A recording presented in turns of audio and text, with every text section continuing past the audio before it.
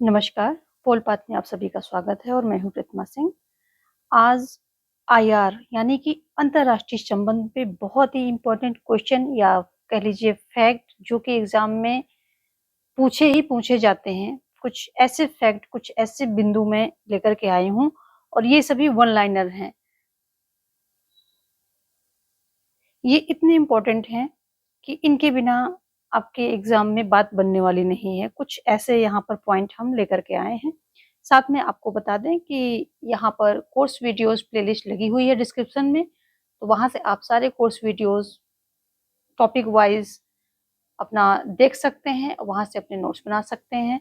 यहाँ PGT, TGT और कोई हायर लेवल के भी कई वीडियोस पड़े हैं जो कि नेट सेट में भी काम आते हैं। तो ये सभी वीडियोस आप लोग अवेल करके नोट्स बना सकते हैं और साथ में प्लेलिस्ट भी लगी हुई है, प्रैक्टिस प्लेलिस्ट, तो उसको भी आप वहाँ से अपनी प्रैक्टिस कर सकते हैं। चैनल पे विजिट करके आपको बहुत सारी प्लेलिस्ट लगी हुई हैं। डिस्क्रिप्शन में भी बहुत प्रैक्टिस लिस्ट आपको मिल जाएंगी। तो आप कहीं से भी लिंक को फॉलो क्लिक करके ये वीडियोस अवेल कर सकते हैं। चलिए देखेंगे आज का पहला पॉइंट क्या है कि आसियान और चीन के मध्य समग्र आर्थिक सहयोग पर 4 नवंबर 2002 को हस्ताक्षर हुए थे। ये बहुत ही इंपॉर्टेंट पॉइंट है। 4 नवंबर 2002 को हस्ताक्षर हुए थे आसियान और चीन के मध्य। समग्र आर्थिक सहयोग पर हुआ था। तो ये पॉइंट बस इतना ही है। इसको घुमा फिरा के 2-3 तरीके से क्वेश्चन को पुट अप किया जा सकता है। तो आप सिर्फ वन लाइनर में यही फायदा है कि आप फैक्ट आपको मेमोराइज हो जाता है, तो क्वेश्चन किसी भी तरह से आए आप उसको सॉल्व कर लेते हैं। आगे देखेंगे दूसरा, द्वितीय विश्व युद्ध के बाद विश्व का स्वरूप दो ध्रुवीकरण हो गया था। तो क्वेश्चन आता है द्वितीय विश्व युद्ध के बाद विश्व का स्वरूप कैसा था, तो ये दो ध्रुवीकरण इसका हो गया था। अगला है खेल सिद्धांत के समर्थक पूछे जाते हैं, तो थॉमस सेलिंग हो जाएगा आपका, दूसरे हैं मार्टिन सुबिक हो जाएंगे, तीसरा है एच रेफा हो जाएगा। तो ये 3 काफी फेमस हैं खेल सिद्धांत के फील्ड में। अगला है क्यूबा मिसाइल संकट के समय अमेरिकी राष्ट्रपति कौन थे? केनेडी थे। देखो यहाँ अमेरिकी राष्ट्रपति पूछ सकता है और जो सोवियत संघ के थे यूएसएसआर के ये कौन थे? निकिता क्रुश्चेव थे। निकिता क्रुश्चेव थे। साथ में आपसे पूछ सकता है कि क्यूबा के कौन थे? क्यूबा के भी पूछ सकता है क्योंकि इन तीनों देशों के बीच में बवाल चल रहा था। तो क्यूबा के थे कास्त्रो, फिदेल कास्त्रो। कास्त्रो ये सभी का है, यहाँ पर भी का है और का है, तो इससे आप याद कर सकते हैं, एक सिमेट्री बन रही है। नेक्स्ट क्या है, अंतरराष्ट्रीय राजनीति को शक्ति के लिए संघर्ष कहा किसने कहा? तो ये मार्गेंथाउ के द्वारा कहा गया है। बहुत इंपॉर्टेंट है, वेरी वेरी इंपॉर्टेंट है, ये पक्का क्वेश्चन पूछा ही पूछा जाता है। और अगला है पीआईओ। देखो यहाँ पर थोड़ा सा मिसप्रिंट है, इसको ठीक कर लेते हैं। पीआईओ कार्ड जारी करने का विचार किस संस्था ने दिया था? तो ये हो जाएगा GOPIO, global organisation of people of Indian origin. तो क्या हो जाएगा? Global organisation of people of Indian origin. ये संस्था है जो कि भारत के जो मूल भारतीय मूल के लोग होते हैं, बाहर रह रहे हैं, उनके जो हित है, उनके हित को मुखीकरण करता है, यानी कि उनके हित के बारे में बातों को उठाता है। तो इसने जो है सजेस्ट किया था पीआईओ कार्ड के लिए। आगे देखेंगे उदारीकरण की नीति पीवी नरसिम्हा राव ने शुरू की थी। तो ये डेट क्या है? 1991 हो जाएगा। इस सन में जो है ये शुरू हुआ था। अगला है, इसको उदारीकरण कह लें या प्राइवेटाइजेशन, ग्लोबलाइजेशन और लिबरलाइजेशन ये भी बोलते हैं, तो वो भी बोल सकते हैं आप। निर्भरता सिद्धांत में अर्धपरिधि की अवधारणा किसने दी है? तो निर्भरता सिद्धांत देखो गुंडर फ्रैंक हैं और समीर अमीन है, उनके द्वारा दिया गया है। लेकिन इस सिद्धांत के अंतर्गत अर्धपरिधि की अवधारणा देने वाले वॉलस्टेन हैं, ये हैं। तो कंफ्यूज नहीं होना है, ये वॉलस्टेन है, ये इन्होंने किसकी दी है? अर्धपरिधि की क्या दी है, अवधारणा दिया है इन्होंने, तो वो आपको जो है रखना है ध्यान। और इन्होंने विश्व व्यवस्था के राज्यों को 3 भागों में बाँटा है। जो विश्व व्यवस्था है उनमें जितने भी राज्य आते हैं उनको 3 भागों में बाँटा है, कोर, अर्धपरिध, परिध। तो कोर क्या हो गया, ये हो गया, यहाँ पर बहुत ही अति विकसित राष्ट्र जो होते हैं वो आ जाएंगे। फिर आ जाएगा अर्धपरिध, अर्धपरिध में जो विकासशील देश होते हैं वो आ जाते हैं। फिर होता है परिध, ये अल्प विकसित हो जाते हैं। इनके बीच में संबंध पूछता है अक्सर, तो शोषणकारी संबंध होता है, यानी कि ये इसका और इसका दोनों का शोषण करते हैं और अर्धपरिध जो है ये परिध का शोषण करता है, तो इनके बीच में शोषणकारी जो है संबंध होते हैं। ठीक है, तो ध्यान रखेंगे निर्भरता सिद्धांत समीर अमीन और गुंडर फ्रैंक के द्वारा दिया गया है, जबकि इसके अंतर्गत अर्धपरिध को वालस्टेन ने दिया है और इसके अंतर्गत इन्होंने 3 प्रकार के राज्यों की बात की है विश्व व्यवस्था में, और संबंध इनके 3 प्रकार के राज्य हैं, शोषणकारी संबंध है इनके बीच में। नेक्स्ट देखेंगे अंतरराष्ट्रीय संबंधों की व्यवस्था सिद्धांत के समर्थक, तो डब्ल्यू मैनिंग हो जाएंगे, केनेथ बोल्डिंग हो जाएंगे, मार्टिन कॉपलान हो जाएंगे, मार्टिन कॉपलान हो जाएंगे। थोड़ा मिसप्रिंट है, मैं ठीक कर रही हूँ, आप इसको देख सकते हैं। अगला है पाकिस्तान का पहला प्रधानमंत्री लियाकत अली थे।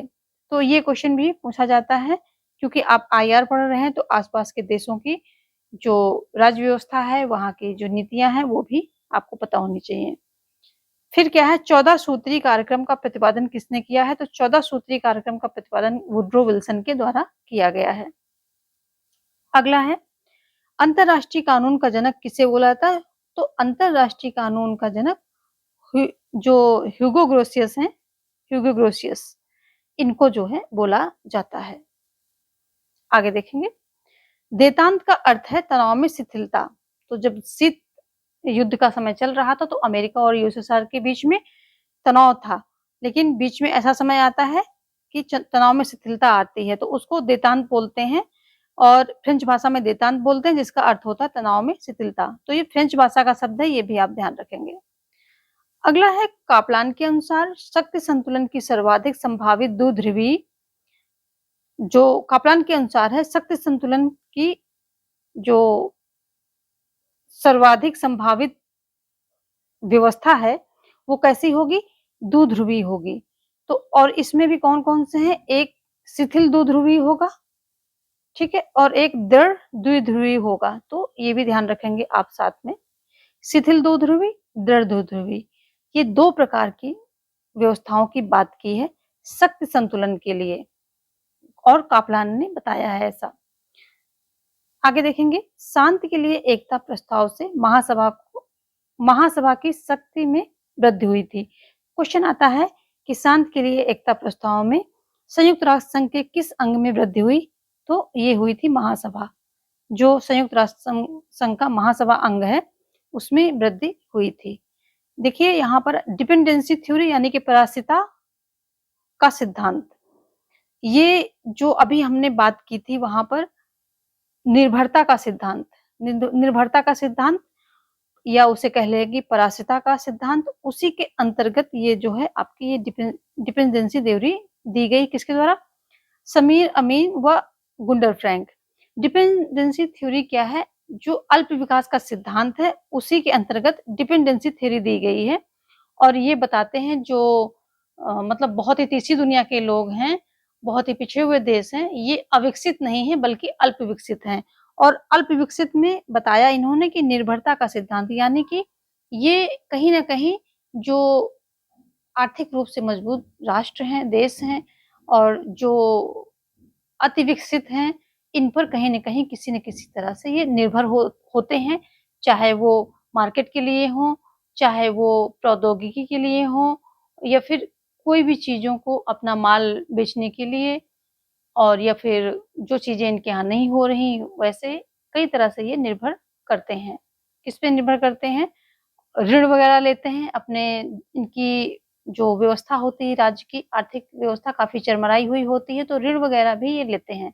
तो निर्भर होते हैं, जो अति विकसित देश होते हैं उन पर ये निर्भर करते हैं। तो अल्प विकास के अंतर्गत डिपेंडेंसी थ्योरी या उसको परासिता का सिद्धांत कह लें, तो किसने दिया है?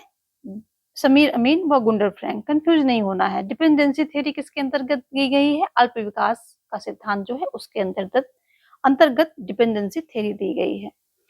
नेक्स्ट है पॉलिटिक्स पॉलिटिक्स एमंग नेशन पुस्तक किसने लिखी है? तो ये मार्गन थाउ के द्वारा लिखी गई है। बहुत ही फेमस है, आप सभी को पता होगा। अगला है नीति विज्ञान का जनक किसको? तो हेराल्ड लासवेल। हेराल्ड लासवेल को नीति विज्ञान का जनक कहा गया है। फिर लाल साम्राज्य विकसित हुआ कब हुआ था? लाल साम्राज्य विकसित कब हुआ था? तो ये हुआ था 1991 में हुआ था। 1991 में विकसित हुआ था। लाल साम्राज्य मतलब यूएसएसआर। तो वर्ड्स पे जो है आप बिल्कुल कंफ्यूज नहीं होंगे। इसको लाल साम्राज्य कह लें चाहे यूएसएसआर कर लें, कंफ्यूज नहीं होना है। तो ये कब? 1991 में विकसित हो गया था। अगला है तजाकिस्तान ने 10 वर्षों तक चले गृह युद्ध को देखा। तो यहाँ पर तजाकिस्तान ने 10 वर्षों तक चले गृह युद्ध को देखा था। ये एक ऐसा देश है जिसके यहाँ 10 वर्षों तक गृह युद्ध चलता रहा। अगला है विकास का समाजवादी मॉडल संबंधित है किससे है? तो ये सोवियत संघ से संबंधित है। यहाँ पर एक बुक है system and process in international politics. System and process in international politics, ये किसकी पुस्तक है? तो ये कापलान की पुस्तक है। सिस्टम एंड प्रोसेस, यहाँ पे मैं लिख देती हूँ सिस्टम एंड प्रोसेस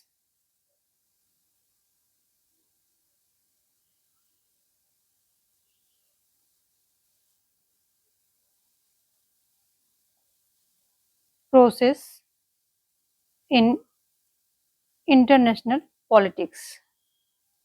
पॉलिटिक्स किसका है? मार्टिन कापलान के द्वारा ये पुस्तक लिखी गई है। काफी फेमस है, तो इसलिए इसको आप थोड़ा सा ध्यान में रखेंगे। अगला है विकास का, यहाँ तक हमने कर लिया था। नेक्स्ट है मालदीव के राजनीतिक मामलों में मालदीव लोकतांत्रिक पार्टी का दबदबा है। तो वहां पर जो मालदीव लोकतांत्रिक पार्टी है इसका वर्चस्व है, ये भी आप ध्यान रखेंगे। अगला है 19 मार्च 2003 को अमेरिका ने इराक पर हमला किया था। और जो हमला किया था, तो ये जो ऑपरेशन था, तो इस ऑपरेशन का नाम क्या था? इसका कोड नेम क्या था? तो ऑपरेशन इराक फ्रीडम। यहाँ पर इराक हो जाएगा, ऑपरेशन इराक फ्रीडम, ये इसका जो है नाम था। नेक्स्ट है 15 सोवियत राज्यों में लिथुआनिया पहला था जिसने अपनी आजादी की घोषणा की थी। तो ये ध्यान रखेंगे देश का नाम। और आर्द्रभूमि पर कन्वेंशन कब हुआ था? 1971 में हुआ था।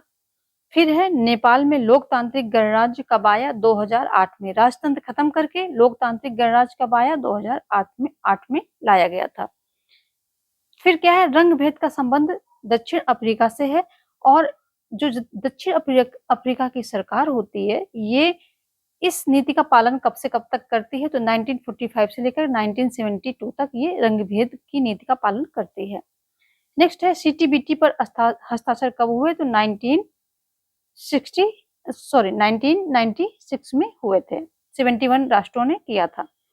नेक्स्ट है सुएज संकट, जो कि 1956 में आया था। तो इसमें क्या किया था कि मिस्र ने ये जो सुएज नहर है इसका राष्ट्रीयकरण कर लिया था।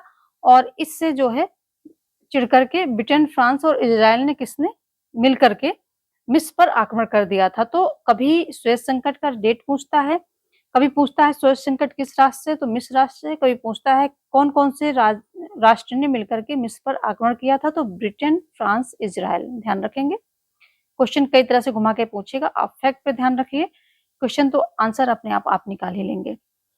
फिर है शीत युद्ध की समयावधि, तो ये 1945 यानी कि युद्ध के बाद से लेकर के 1990 तक थी, क्योंकि 1991 में यूएसएसआर का विघटन हो गया था। तो 1945 से 90 तक थी।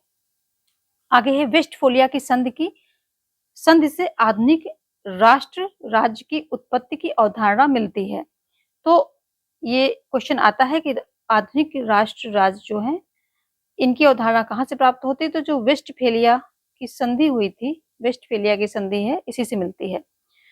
फिर क्वेश्चन पूछता है कि मानव विकास रिपोर्ट कौन तैयार करता है, जारी करता है? तो ये करता है संयुक्त राष्ट्र विकास कार्यक्रम।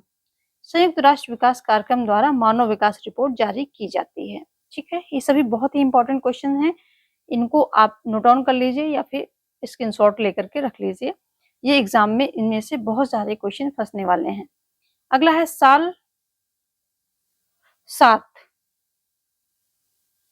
ये 7 पार्टी अलायंस यानी 7 पार्टी गठबंधन, 7 दलों का गठबंधन द्वारा लोकतंत्र समर्थक आंदोलन चलाया गया था। तो कहाँ चलाया गया था? नेपाल में चलाया गया था और उसी के बाद वहां पर जो लोकतांत्रिक गणराज्य की स्थापना हुई थी। आगे देखेंगे, सुरक्षा की अपारंपरिक धारणा को क्या कहा जाता है? तो मानवता की सुरक्षा कहा जाता है।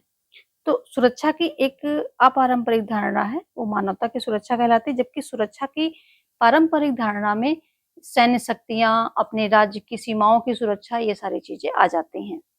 ठीक है, ध्यान रखेंगे। आगे है ब्रेटन वुड्स। ब्रेटन वुड्स ये एक समझौता था और इससे कौन कौन सी एजेंसियां निकल के आती हैं? तो एक विश्व बैंक संस्था आती है, दूसरी आती है अंतरराष्ट्रीय मुद्रा कोष। ये दोनों कहाँ है? ब्रेटन वुड्स समझौते से निकली हुई संस्थाएं हैं, वहां से इनकी उत्पत्ति हुई है। आगे है फरक का समस्या, बहुत बार पूछा जाता है। कौन कौन से देश से संबंधित है? तो ये भारत और बांग्लादेश से संबंधित है। फिर है एजेंडा 21 किससे संबंधित है? तो एजेंडा 21 पर्यावरण से संबंधित है। कुछ और फैक्ट हैं, जैसे ये प्रेबिस्ट थीसिस, इसका संबंध पूछता किससे है? तो ये विकास के सिद्धांत से है। इतना ही देख लीजिए। कराची समझौता हस्ताक्षर कब हुआ था? तो 27 जुलाई 1949 को हुआ था। फिर है रंगभेद की नीति, दक्षिण अफ्रीका से संबंधित है। ऐतिहासिक काल के बाद न कला होगी न दर्शन, ये किसने कहा? तो ये फ्रांसिस फुकुयामा के द्वारा कहा गया था और पुस्तक का नाम या लेख का नाम क्या था? इतिहास का अंत। ठीक है, आगे देखेंगे परमाणु छाता यानी कि न्यूक्लियर अम्ब्रेला। और इसमें होता क्या है कि परमाणु शक्तियों द्वारा जिन राष्ट्रों के पास परमाणु शक्तियां हैं उनके साथ गैर परमाणु राज्यों को दी गई संरक्षण की गारंटी, यानी कि आप परमाणु हथियार मत बनाइए, परमाणु शक्ति मत अर्जित कीजिए, आपके पास आपके ऊपर जब भी आक्रमण होगा तो हम आपकी सुरक्षा करेंगे। इसी को परमाणु छाता या न्यूक्लियर अम्ब्रेला बोलते हैं। आगे देखेंगे, भारत पर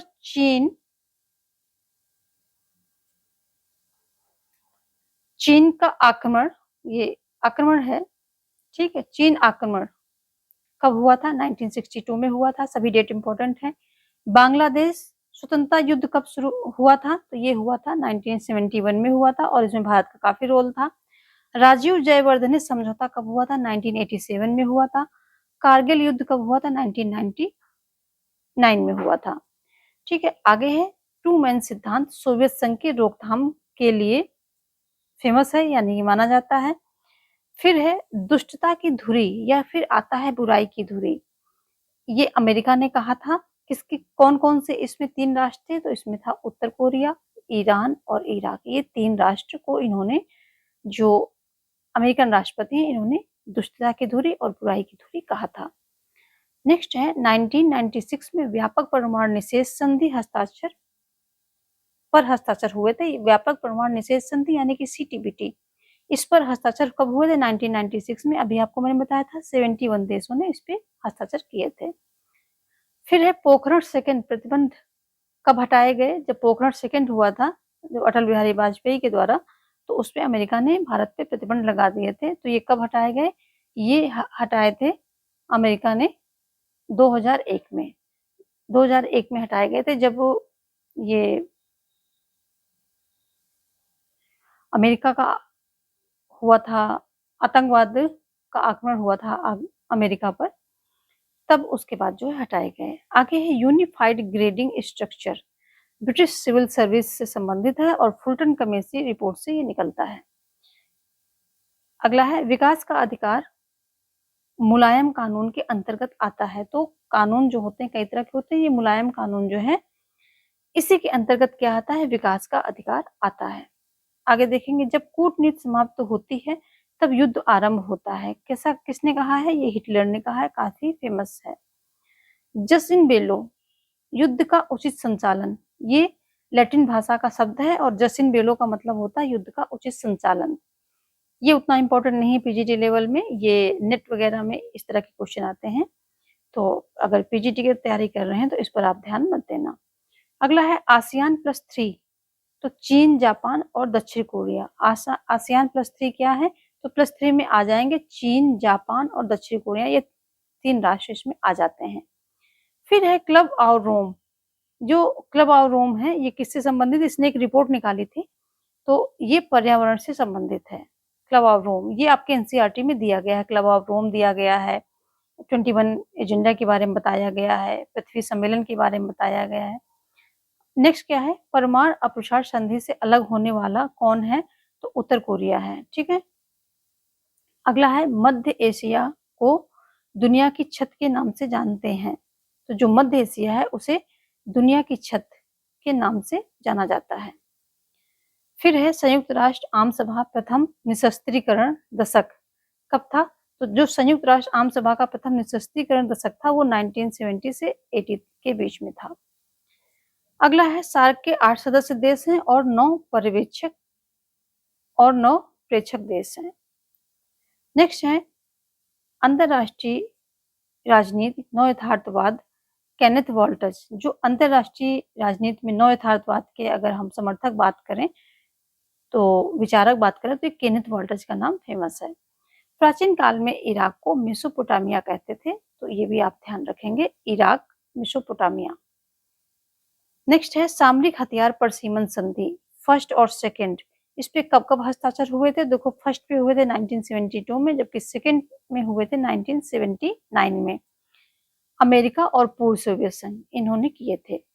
फिर है क्रूसेड युद्ध का कारण क्या था, तो इसका था जातीय बवाल, इसका कारण था क्रूसेड युद्ध, यानी क्रूसेड क्या होता है, धर्म युद्ध होता है। आगे देखेंगे शक्ति संतुलन का स्वर्णिम काल, शक्ति संतुलन की बात हो रही है तो 1815 से लेकर 1914 तक माना जाता है, 100 सालों का था ये। आगे यथार्थवादी सिद्धांतकारों के जनक कौन है, यथार्थवादी सिद्धांतकारों के जनक राइनहोल्ड नायबुगर हैं।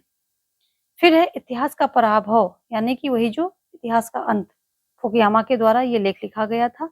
और प्रकृति का वस्तुपरक कानून ये मार्गेंथाउ के द्वारा दिया गया है। नेक्स्ट है यथार्थवादी सिद्धांत का प्रमुख समर्थक कौन है, तो मार्गेंथाउ है। फिर है अंतरराष्ट्रीय कानून न्याय शास्त्र का लोप बिंदु है, कैसा बोला, हॉलैंड ने बोला, क्योंकि अंतरराष्ट्रीय कानून में क्या है, कोई कानून किसी पर कोई बाध्यता नहीं होती है, कानून तो होते हैं पर उसे कोई ठीक से पालन नहीं करता है, तो ये अंतरराष्ट्रीय कानून क्या है, न्याय शास्त्र का लोप बिंदु है, ऐसा हॉलैंड ने कहा है, फेमस है। यहाँ नेता हैं और देश हैं, फेमस नेता हैं। सुकर्णो कहाँ से हैं, इंडोनेशिया से हैं। हो ची मिन कहाँ है, वियतनाम से हैं। चाउ एन लाई कहाँ से हैं, चीन से हैं। गमाल नासिर कहाँ है, मिस्र से हैं। एनक्रूमा है घाना से। और यहाँ पर आ जाएगा विश्लेषक और विचारक, Francis Fukuyama, end of history, Huntington, the clash of civilisation, Paul Kennedy, the rise and fall of the great powers. Paul Kennedy ये राष्ट्रपति थे अमेरिका के, the rise and fall of the great powers. फिर Charles Krauthammer है, the unipolar movement, तो ये भी हैं विचारक और उनके विचार। फिर है चीन का विदेश नीति का केंद्रीय मार्गदर्शक सिद्धांत क्या है, क्वेश्चन आता है कि चीन का विदेश नीति का केंद्रीय मार्गदर्शक सिद्धांत क्या है, तो जो कम्युनिस्ट दर्शन है यही केंद्रीय मार्गदर्शन सिद्धांत है चीन की विदेश नीति का। अगला है जापान अव्यक्त परमाणु क्षमता का उदाहरण है। अगर क्वेश्चन आता है कि अव्यक्त परमाणु क्षमता का उदाहरण कौन है, तो जापान है, क्योंकि उसके पास क्षमता है पर उसने इसको यूज नहीं किया है और बनाया नहीं उसने, तो अव्यक्त परमाणु क्षमता का उदाहरण कौन है, जापान है। अगला है भारत अमेरिका का असैनिक परमाणु करार का अन्य नाम क्या है, तो 123 करार है या 123 कह सकते हैं करार है। कब हुआ था, किसके किसके बीच, मनमोहन सिंह और बुश के बीच हुआ था और ये 2005 में हुआ था।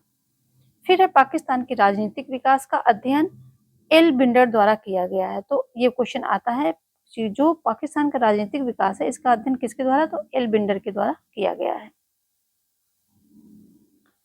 फिर यहाँ पर विश्लेषक हैं और विचारक हैं, क्या है, neo just war doctrine, George Bush, sustainable development goals, Ban Ki Moon, और atom for peace policy, Eisenhower, AfPak policy, Barack Obama, तो ये सब हैं।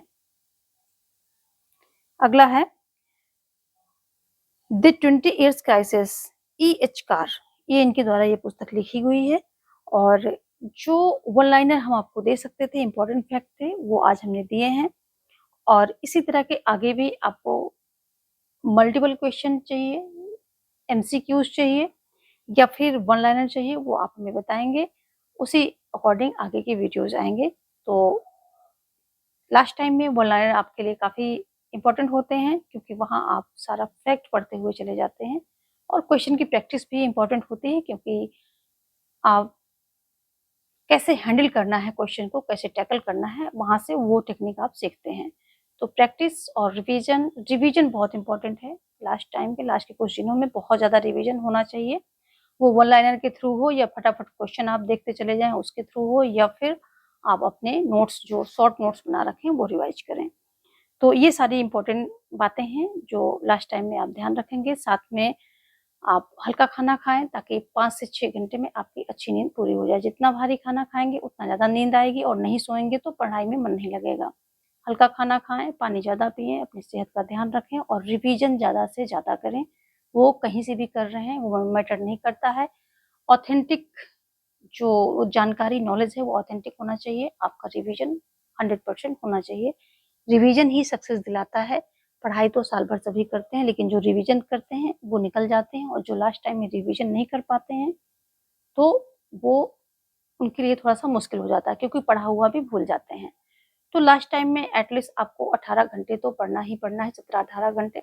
उसके लिए आपको अपनी सेहत का ख्याल रखना है, खाना हल्का खाना है और नींद 5-6 घंटे से ऊपर नहीं लेनी है। इन सभी बातों का ध्यान रखते हुए, अपनी सेहत का ध्यान रखते हुए आप पढ़ते रहिए और आपके लिए बहुत सारी शुभकामनाएँ। आप सभी को सक्सेस मिले। Thanks for watching. जय हिंद।